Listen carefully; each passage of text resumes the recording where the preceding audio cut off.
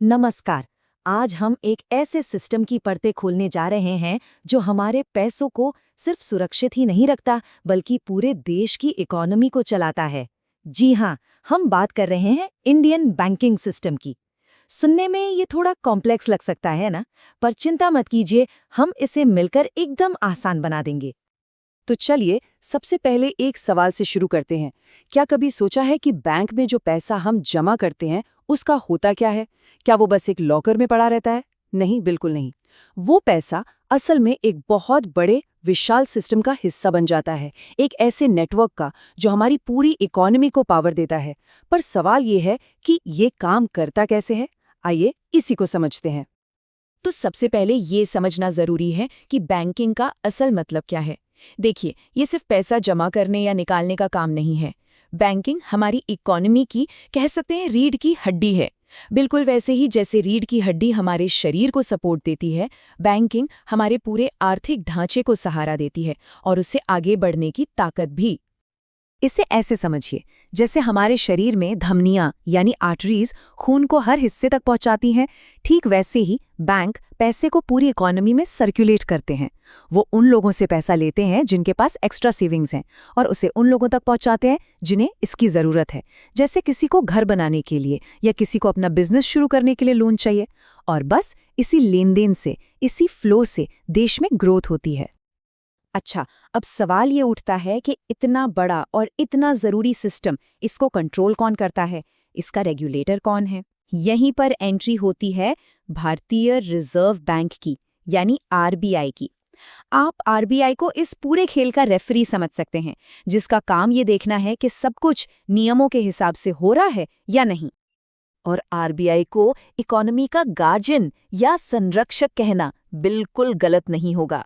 ये सिर्फ एक बैंक नहीं है, बल्कि एक ऐसी संस्था है जिसकी सबसे बड़ी जिम्मेदारी ये पक्का करना है कि हमारा पूरा फाइनेंशियल सिस्टम स्टेबल रहे, मजबूत रहे, ताकि हम सबका इस पर भरोसा बना रहे। तो आरबीआई करता क्या क्या है? देखिए, इसके 3 सबसे बड़े काम हैं। पहला, हमारी जेब में जो करेंसी नोट हैं उन्हें जारी करना। दूसरा, महंगाई यानी इन्फ्लेशन को कंट्रोल में रखना। इसके लिए वो मॉनेटरी टूल्स का इस्तेमाल करता है। और तीसरा, सबसे जरूरी, देश के सारे बैंकों पर नजर रखना, ये पक्का करना कि वो सही से काम कर रहे हैं और हम सबका पैसा सेफ है। अब एक बहुत जरूरी टर्म को समझते हैं, रेपो रेट। ये आपने न्यूज में जरूर सुना होगा। आसान भाषा में ये वो इंटरेस्ट रेट है जिस पर आरबीआई बाकी बैंकों को पैसा उधार देता है। इसे इकोनॉमी का एक तरह का फाइनेंशियल थर्मोस्टेट समझिए। जब आरबीआई को लगता है कि महंगाई बढ़ रही है तो वो रेपो रेट बढ़ा देता है। इससे क्या होता है? बैंकों के लिए आरबीआई से पैसा लेना महंगा हो जाता है, तो वो भी आगे होम लोन, कार लोन सब महंगे कर देते हैं। मतलब हमारी ईएमआई बढ़ जाती है। तो देखा, इसका सीधा असर हमारी जेब पर पड़ता है। तो आरबीआई तो हो गया इस सिस्टम का कंडक्टर, लेकिन ये सिस्टम अकेले तो काम नहीं कर सकता है ना।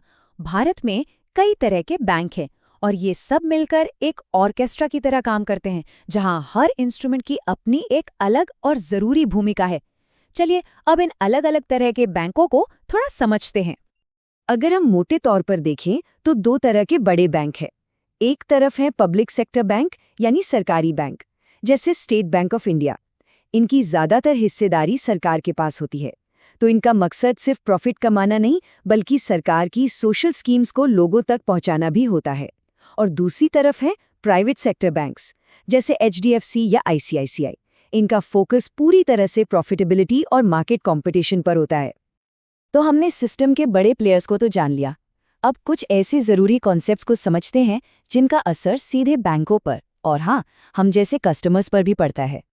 ये शब्द एनपीए आपने न्यूज़ में कई बार सुना होगा। इसका फुल फॉर्म है नॉन परफॉर्मिंग एसेट। आसान भाषा में कहें तो ये वो लोन है जिसके वापस आने की उम्मीद कम हो रही है। मतलब जब कोई लोन लेने वाला 90 दिनों से ज्यादा तक अपनी किश्त या ब्याज नहीं चुकाता तो वो लोन एनपीए बन जाता है। और ये समझना बहुत ज़रूरी है कि किसी भी बैंक का एनपीए जितना ज्यादा होगा, उसकी फाइनेंशियल हेल्थ उतनी ही खराब मानी जाती है।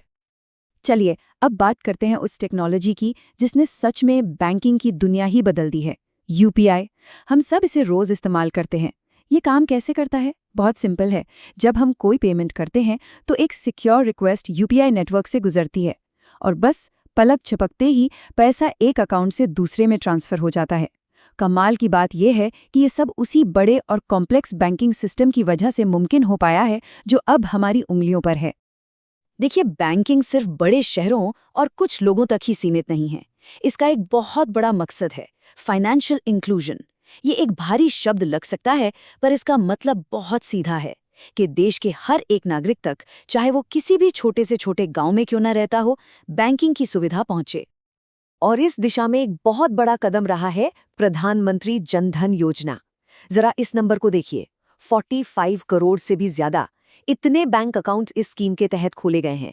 और ये सिर्फ एक आंकड़ा नहीं है, ये उन करोड़ों लोगों की कहानी है जो पहली बार देश के फॉर्मल बैंकिंग सिस्टम से जुड़े। इसका फायदा, अब सरकारी योजनाओं का पैसा बिना किसी बिचौलिए के सीधे उनके खाते में पहुंचता है।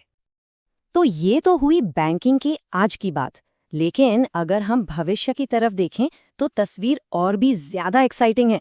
टेक्नोलॉजी इंडियन बैंकिंग को एक ऐसे लेवल पर ले जा रही है जिसके बारे में शायद कुछ साल पहले हम सोच भी नहीं सकते थे। और भविष्य की बात करें तो सबसे बड़ी चीजों में से एक है CBDC, यानी सेंट्रल बैंक डिजिटल करेंसी। आसान भाषा में कहें तो डिजिटल रुपया। अब ये बिटकॉइन जैसी क्रिप्टो करेंसी से बिल्कुल अलग है। कैसे? देखिए, क्रिप्टो करेंसी को कोई एक सेंट्रल अथॉरिटी कंट्रोल नहीं करती और उनकी वैल्यू बहुत ऊपर नीचे होती रहती है। लेकिन डिजिटल रुपया, उसे खुद RBI जारी करेगा। मतलब इसकी वैल्यू हमारे नॉर्मल रुपए के बराबर ही होगी और इसे सरकार का पूरा सपोर्ट मिलेगा। और ये हमें एक बहुत ही दिलचस्प सवाल पर लाकर खड़ा कर देता है। सोचिए, जिस तरह यूपीआई ने हमारे पेमेंट करने का तरीका ही बदल दिया, क्या भविष्य में ये डिजिटल रुपया हमारी जेब में रखे कैश को पूरी तरह से रिप्लेस कर देगा? ये एक बड़ा सवाल है और इसका जवाब आने वाला वक्त ही देगा। इस पर सोचिएगा जरूर।